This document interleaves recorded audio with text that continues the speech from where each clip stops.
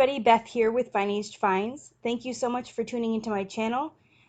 If you're new here, again, my name is Beth. I'm a stay-at-home mom and I do a few things from home to make money for my family. So I own a cake business out of my home and I also resell on Poshmark, Etsy, and eBay.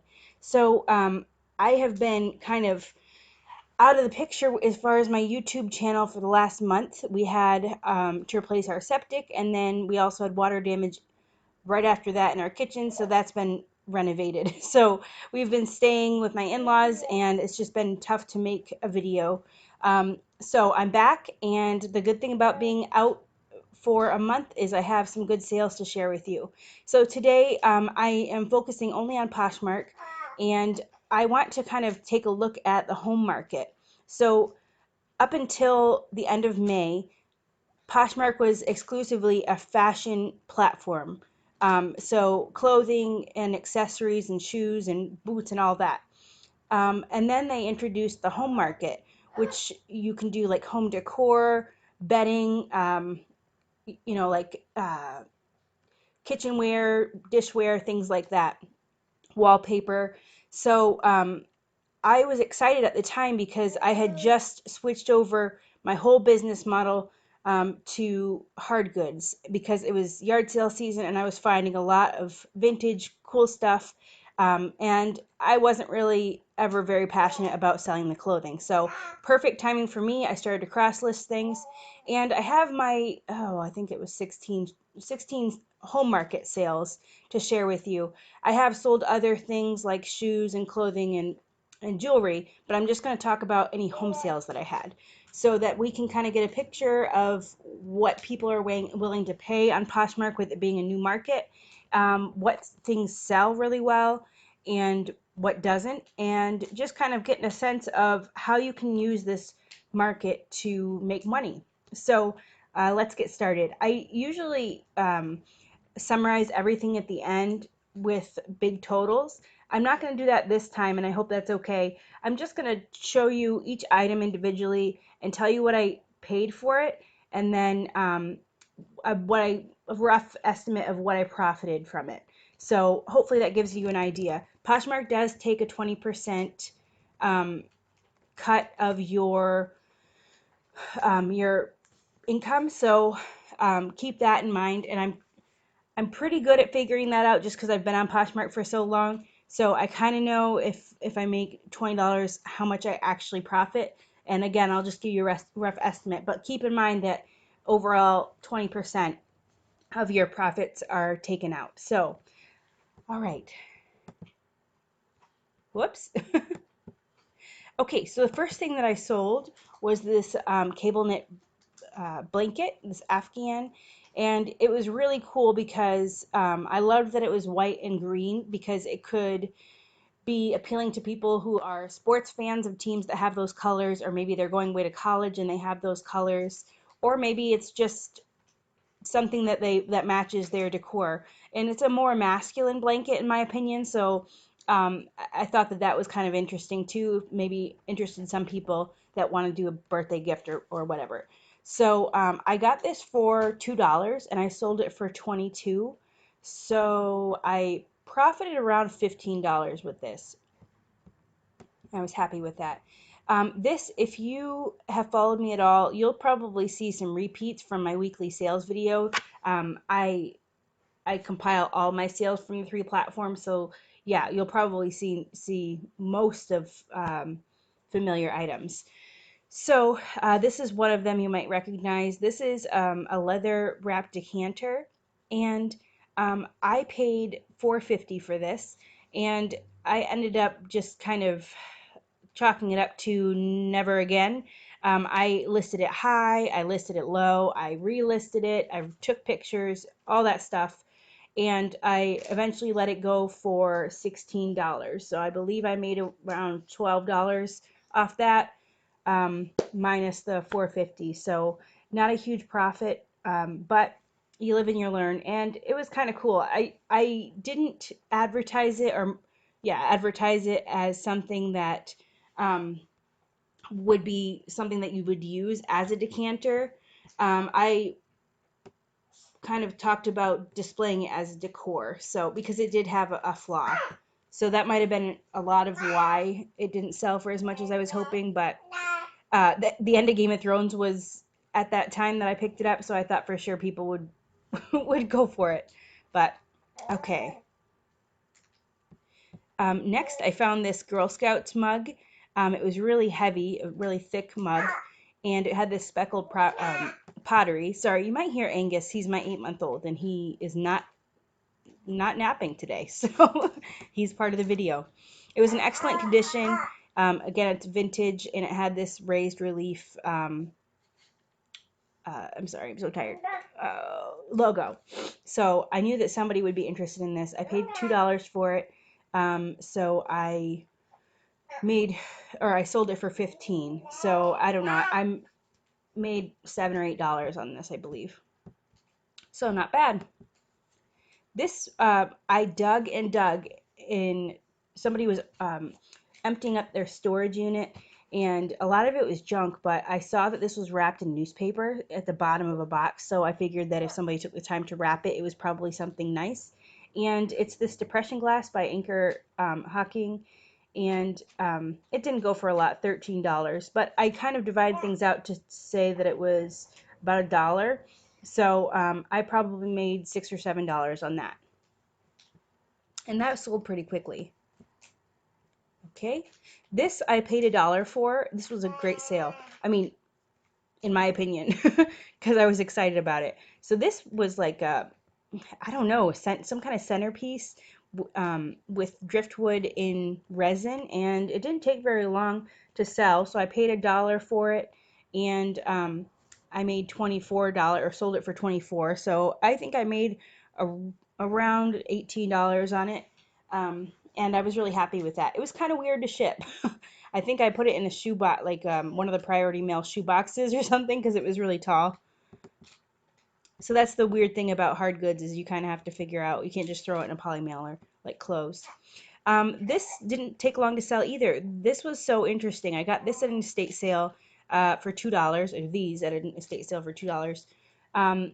It's a vintage sugar and creamer set, and they were just so unique with the pottery, the shape, the handles, everything.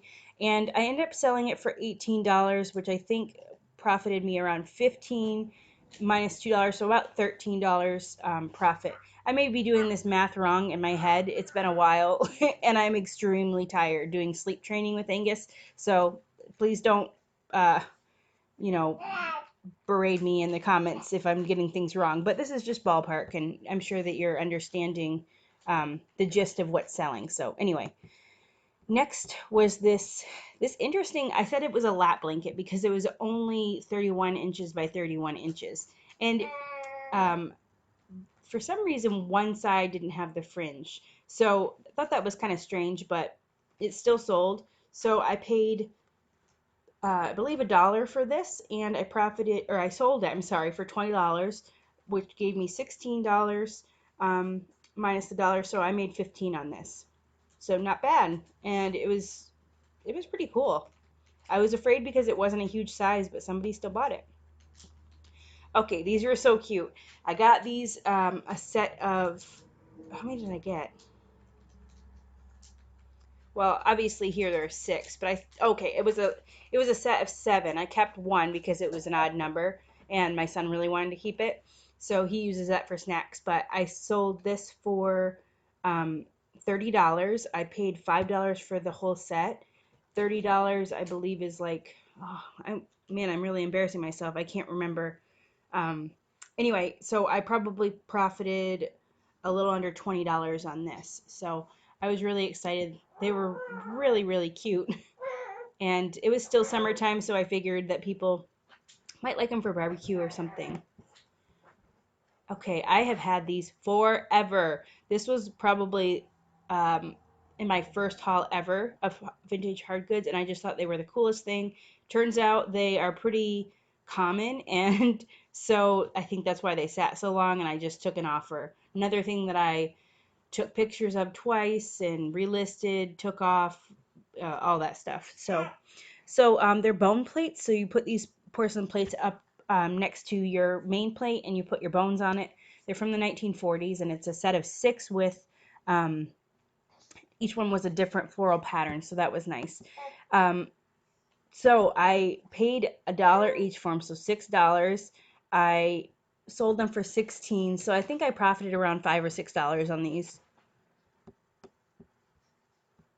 Okay, I got this in an estate sale, and I thought it'd be a really pretty key bowl or something, but I ended up selling it. I probably should have kept it for what I paid, what I made on it, but I sold it for $10, which after fees was $7.05, and then I paid $2 for it, so a little over $5 profit. I'm sorry, somebody's cranky. Let me just pause it for a second. Get him. Okay, hopefully I don't have to get up too many times, but he's drinking a bottle right now, so cross my fingers. Um, yeah, so I made, what did I say, about $5 on that.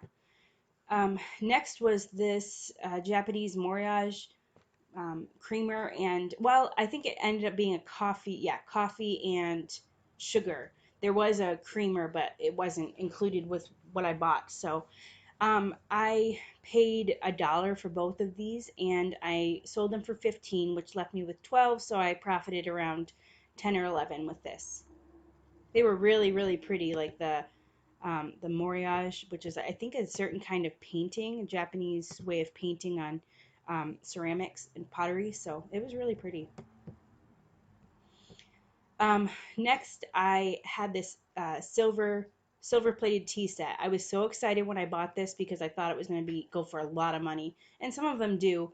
It was definitely tarnished. I did try to polish it up, but a lot of people do like this kind of tarnished look to silver anyway.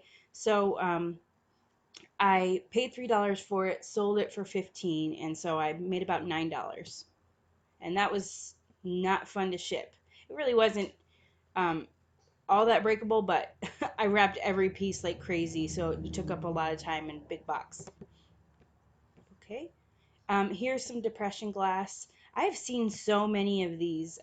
My husband and I have been looking at houses here and there because we're hoping to move in the near future. And like every house that I've looked at has one of these on their coffee table in different colors. So they're really popular. This is the only amber color brown one that I've ever seen, but I've seen green ones and then kind of uh, yellow ones. So I don't know if that's good or bad if you find one, but I bought this for $5 and I sold it for 20, so I made about $9 on that. It was so heavy. Did I put it? Yeah, 4 pounds. So just barely made the cutoff for what you could ship things for on Poshmark. Did I do 2 of those? Yep, I did. Okay, I sold this pink chevron Afghan. Um, I love chevron Afghans because I think chevron's always something that some people just love. Um, I There were a couple things with this. So first of all, it was stored for a while. So right here, the second row from the top, you can see some discoloration from where it was stored, which I disclosed. And then the other thing was whoever made this started out with acrylic yarn all the way through, and it's like they ran out of the maroon color, so they used wool, which was kind of strange. So again, I just disclosed that, and somebody still bought it. So I paid $1 for this. No, I'm sorry, I got this for free. Um, yeah, so free. I sold it for 15, so I made $12. These were really pretty. I paid $4 for these, which is more than I would pay again. They're these soapstone little trinket boxes with inlay. They're really pretty. They had this like basket weave detail on the sides. They were really pretty. And someone bought them for $16, so that left me with let me think, like a $6 or $7 profit, I think. So not terrible. Okay. And then this guy sold not too long ago. This is like a lusterware elephant. And I did retake the first picture, like the cover photo, because the white, it was just really tough to show. So I paid $1 at an estate sale. It was on the dollar table. and I sold it for 18, so I made about $14 on that.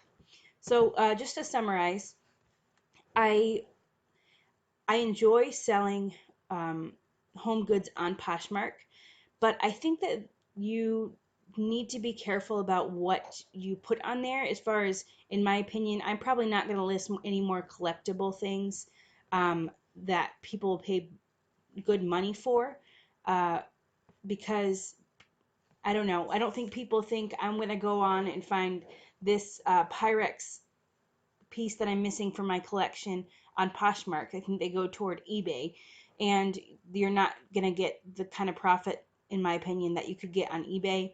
Um, Poshmark is all about getting things for a low price, which is great, but you also have to pay 20% for platform fees. So it's one thing if you can get things for very low, but a few of these things I paid too much for. Everybody has bad buys, but I think that what I'll do from now on is I'll get things that are subjective. So somebody scrolling through the home market feed might see something they think is really cute and want it, and they'll pay because they like it, not because they want to get a really good deal. And I'm a sucker for sending offers to likers, so I tell myself I'm not going to, and then as soon as someone likes something, if it's a high enough price for me, I love to send free shipping because I think that people really do respond well with that. So I think part of it is that I kind of drive down my prices. But yeah, so from now on, did I list something? Like, I'll give you an example. Um, I've been really getting into jewelry lately, as you can see. So, like these are going for a lot on eBay, but um, I have them listed here for low. We're gonna go on a vacation to Virginia in a couple weeks, so I really slashed a lot of prices, but I'm trying to make a little money so that we can go to an aquarium. And okay, what was I looking for? Okay, um, there was this. Aha.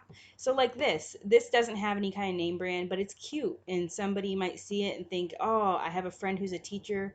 This would be a great teacher gift. And it's the kind of thing that somebody would have to see to love it. They're not going to search for it, other than maybe teacher gifts. But so I do have some collectible things on here that I'm probably just going to stick to um, eBay with. So you live and you learn. And I guess if you do some collectible things, home good, just make sure that you stick with your price. Things like Pottery Barn. Um, I'm not just talking about vintage stuff.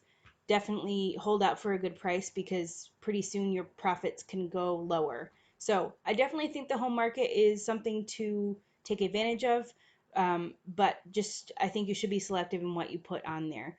And the best seller for me, yeah, I'm not going to remember where it is. Anyway, blankets. So Afghans I can find pretty cheap, and I don't just pick up any one willy-nilly. Like sometimes you find them, there's no pattern to them, or they're really, really bright, vibrant colors that don't go together. I have to like it.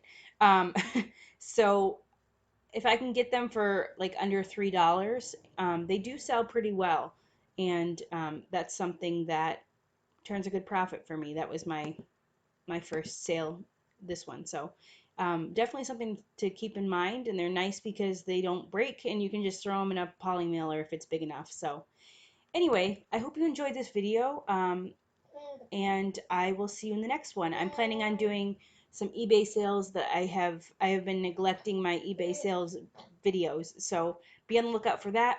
I also have won a bunch of auctions on shopgoodwill.com for vintage jewelry, and so I'm waiting, not very patiently, for them to come in the mail, and I will unbox them, hopefully live uh, some night that I plan for. So I will see everybody in the next video, and I hope you have a great weekend. Bye.